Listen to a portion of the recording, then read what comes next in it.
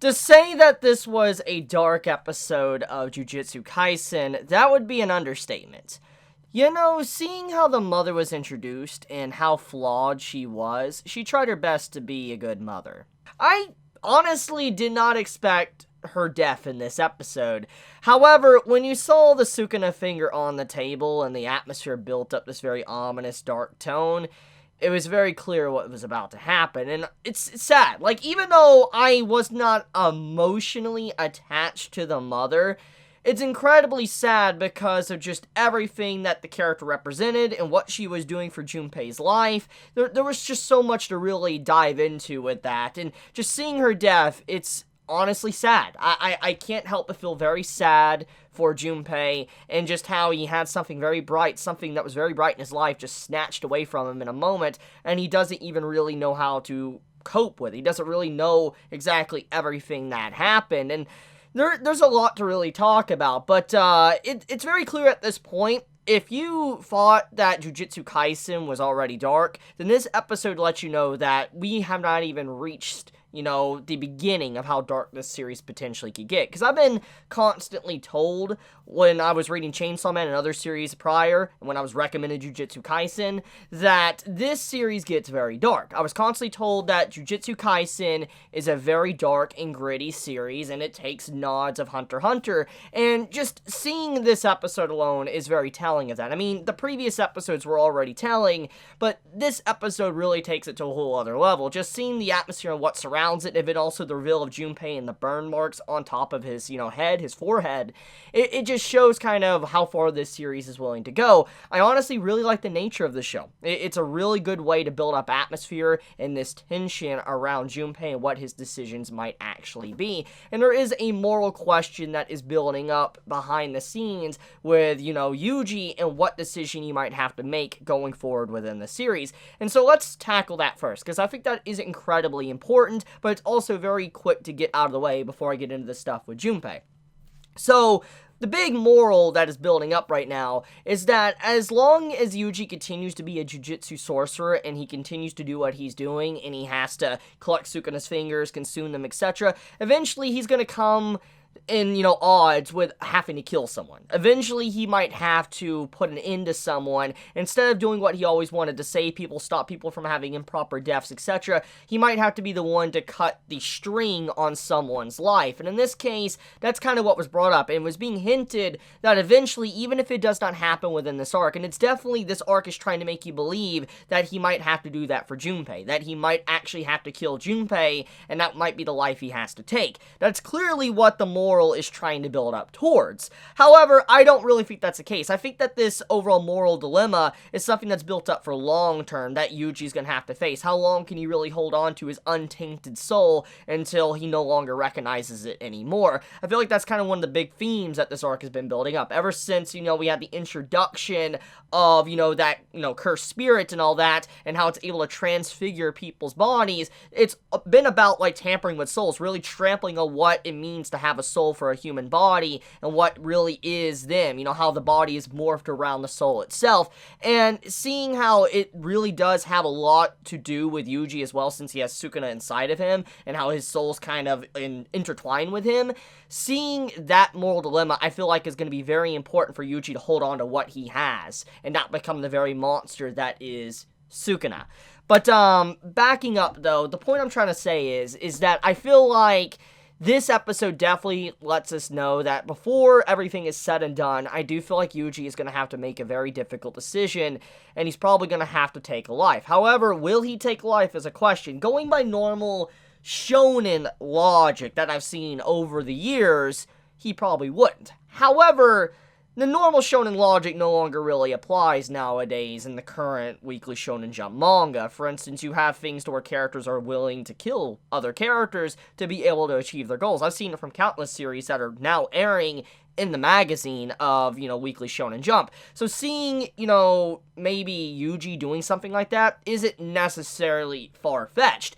However, is Yuji, that character. There is something else that's also been built up, is that he has an innocence like a child. That is definitely something that Nanami wanted to kind of concrete push in this episode, that even though he's a Jujutsu sorcerer, even though he's very powerful, he is a kid, and, you know, he doesn't need to be an adult right now. He can act like a kid, he can have the innocence like a kid, he could be, you know, dumb like a kid, it doesn't matter. That's kind of what was being stated, and Nanami is like, look, you don't need to taint yourself until you're an adult. You can wait. You can be naive. You can be ignorant. You don't need to worry. And I feel like that's something that was also being stated earlier on in the series too, and why, you know, Yuji wasn't really able to sit well with running away from his, you know, overall thing he had to do with, you know, collecting Sukuna's fingers, and how you feel guilt, is because he's no longer naive about the Jujutsu sorcerer world. He knows about cursed spirits, cursed users. He knows about these things, and so he's no longer naive. He no longer can close his eyes and not see it. He will see it no matter what now. So because of that, he can't run away.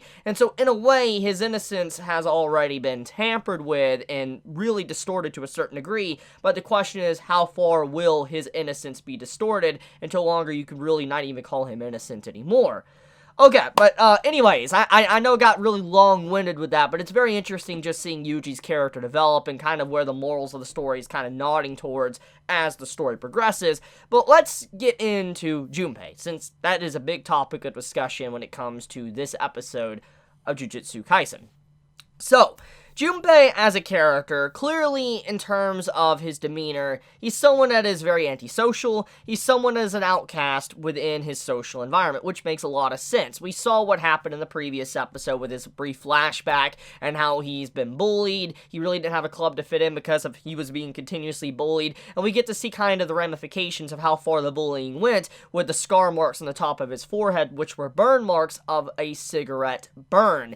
And this kind of explains why he acted like he did to his mother, and why he got very upset when she smoked in front of him, is not because he doesn't want her to probably ruin her health, which is probably a reason deep down. He doesn't want to see her ruin her health, but it's because when he sees her smoke, he is reminded of the very bullies that put the cigarette burn marks on the top of his forehead. So it's very clear to me why he was very upset with his mother doing that. It's because he was reminded of the problems he faces outside of his house, and why he wants to avoid school. And it's very clear that the mother is able to key in on these certain things. She's able to key in on that he is having problems at school, but it's clear she doesn't really know how to take it. The mother gives off the impression that she was a delinquent. She's someone that isn't perfect by any means. She's very flawed, but at the same time, she wants to give her son the best possible life and tell him, look, if you don't want to go to school and you want to do something else, go for it. I'm not going to restrict you. You can go somewhere else and jump into a different aquarium, a different ocean. You can do what you want. I'm not going to stop you. As a parent, I will go along with what you want to do. That's basically what his mother was saying, trying to give him reassurance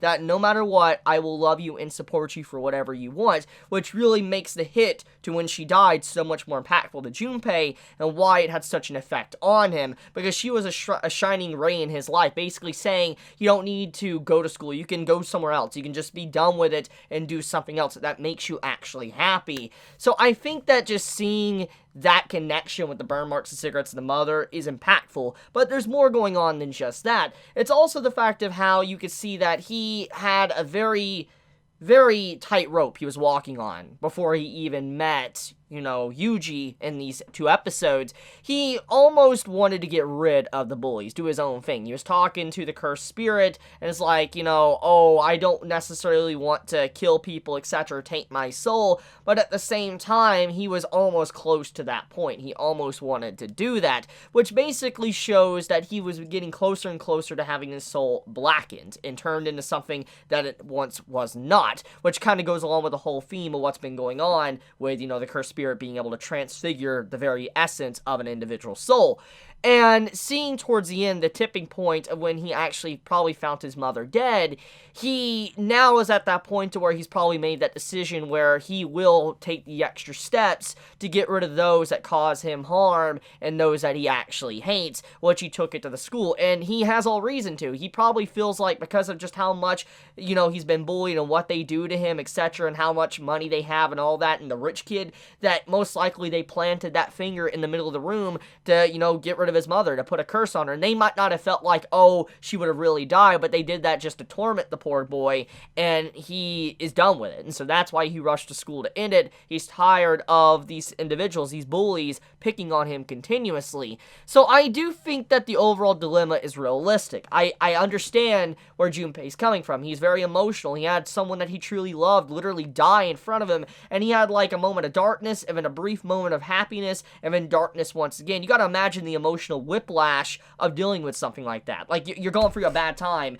and then you meet someone like Yuji, and your mother's there, and you have a good time. You watch movies and stuff. You're smiling. But then you go to sleep, you wake up, your mom's gone. You just go into darkness. So it's very clear why he reached the decision he made towards the end. I really like the dynamic in Jujutsu Kaisen. There's a lot of realistic connections with characters and how they really feel human.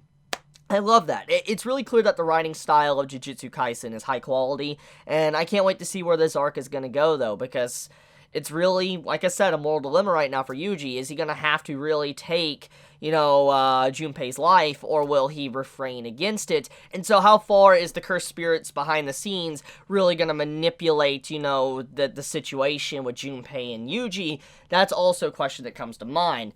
So yeah, I'm going to leave it at that, though. It's a very good episode. And I also have to say, before I actually say leave this video, I want to say that Nanami, I love the man, and how he got out of that fight instantly as soon as, he hit overtime. He's like, I'm done. I love that, man. It's goals. But okay, I love you guys. You have a wonderful day or night wherever you live. If you enjoy my content, please subscribe. If you like this video, please leave a like. And if you want to get notified for whenever I upload a video, please click the bell icon down below. And with that, Chibi out.